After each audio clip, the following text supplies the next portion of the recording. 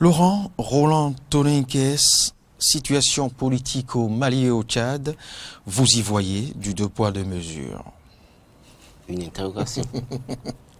Vous vous interrogez plutôt, n'est-ce pas? Bien évidemment. Oui, c'est plus prudent. Oui. Alors, d'abord, quelle est la situation? Qu'est-ce qui vous fait comparer la situation au Tchad à celle au Mali, encore que ce n'est pas exactement la même chose, même si les deux États ont en commun la gestion d'une junte.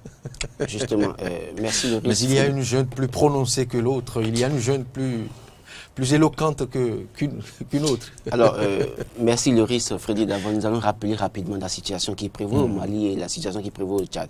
Au Mali, c'est que le colonel Assimi Goïta a fait un coup d'État, a contraint l'ancien président du Mali, Ibrahim Boubacar Keïta, Ibeka, à la démission. Il a pris le pouvoir, la CEDEAO est montée au créneau, l'Union africaine, l'Union européenne, et finalement, on met en place un gouvernement de transition dirigé par Banda et puis un premier ministre comme Mokhtar. Mais il se fait que là-bas, ceux-ci, en voulant former un gouvernement, ont évincé deux éléments proches de Assimi Goïta qui sont Sadio Kamara et Modibo Kone. Et de ce point de vue, Assimi Goïta, pour lui, c'est qu'il a été la junte militaire qui a permis à ce que Ibeka soit dégagé, n'a pas été considéré, n'a pas d'abord été consulté, et maintenant, les membres de cette junte n'ont pas été au gouvernement. Et donc, il a dû faire un second coup d'État pour demander à prendre le pouvoir. Et la Cour constitutionnelle, le 28 mai dernier, l'a confirmé président de la République, en tout cas président de la transition au Mali. À côté, au Tchad, qu'est-ce qui se passe? D'abord, il faut rappeler que Ibeka avait été réélu déjà, et donc une dernière fois, et donc malgré ça, il y a eu le coup d'État. Au Tchad, le père Idriss Déby Itno a été réélu le 11 avril 2021. Mais il n'y a que les rebelles, les opposants manifestaient dans le pays, donc les rebelles qui ont décidé de prendre en otage N'Djamena, et qui dans la crise, on nous a dit que Idriss Déby Itno a été tué par les rebelles. Mais qu'est-ce qu'on constate? On constate que le pouvoir a été repris par les militaires et qui ont mis en place un conseil militaire de transition. Dans cette situation, on voit que la France condamne ce qui se passe au Mali et empêche les militaires de conduire la transition et demande que ce soit les civils qui conduisent la transition. Mais de l'autre côté du Tchad, on constate que la France soutient les militaires qui ont repris le pouvoir après le décès du père et qui ont confié le pouvoir au fils du père, en tout cas, et le fils qui a pris le pouvoir, qui est aussi militaire. Il y a un conseil militaire de transition avant qu'un gouvernement ne soit formé. Donc, voilà la situation qui prévaut dans les deux pays. Et on se demande alors, pourquoi est-ce que les militaires ont été acceptés au Tchad et les militaires ne sont pas acceptés au Mali? Donc, quand on regarde la situation, il y a bien des non-dits. Il y a bien de raisons de s'interroger s'il n'y a pas de deux poids deux mesures. Oui, justement. Et donc, c'est pour ça que je me pose la question du deux poids deux mesures. Et quand on regarde et quand on va voir les détails de près, on constate que, évidemment, la France, qui est la pièce maîtresse dans une certaine mesure, dans cette situation, qui est allée jusque avec son président Macron, qui était même allé aux obsèques de Idriss Déby Itno, malgré que le pays soit en crise, sous tension, il est allé là-bas pour soutenir le fils de Idriss Déby Itno. Et au Mali, il ne veut pas du tout que Assimi Goïta et autres prennent le pouvoir. Pourquoi? Parce qu'il y a d'autres considérations géopolitiques. Au Tchad, ils ont la chance de pouvoir contrôler, toujours, mais au Mali, ça semble leur échapper. Un tout petit peu. Ah oui. Laurent, que comprendre alors de cette situation? Alors, ce qu'il faut comprendre de cette situation, c'est quoi? Au Mali, il se fait que Assimi Goïta a un contact permanent avec les Russes. Et donc, les Russes qui veulent prendre le contrôle de la situation au Mali, et sachant aussi que Assimi Goïta connaît très bien les régions dans lesquelles le djihadisme sévit au Mali, il a même combattu les rebelles, les djihadistes. Et donc, il a une maîtrise du terrain. Mais toujours est-il que cette affaire de djihadisme profite à quelqu'un.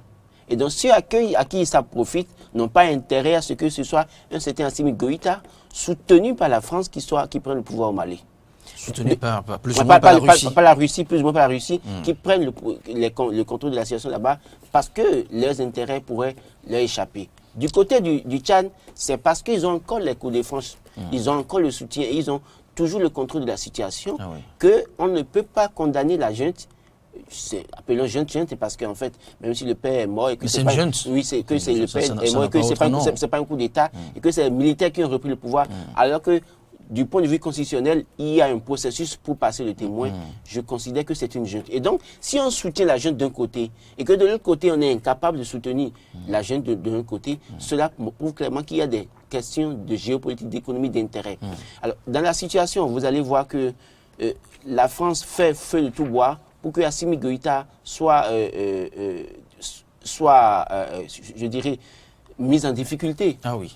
Pour des restrictions. Oui, des restrictions un peu partout. Des sanctions. Et pourtant, au niveau du Tchad, comme on en a vu par le passé au Congo, au Togo, au Gabon, la France est restée muette et ils ont fait semblant. Bon, la France et le président de l'Union africaine à l'exercice, Tshisekedi, quand il était à Paris, à l'Élysée, ils ont fait semblant de condamner les violences qui ont eu lieu après les manifestations au Tchad.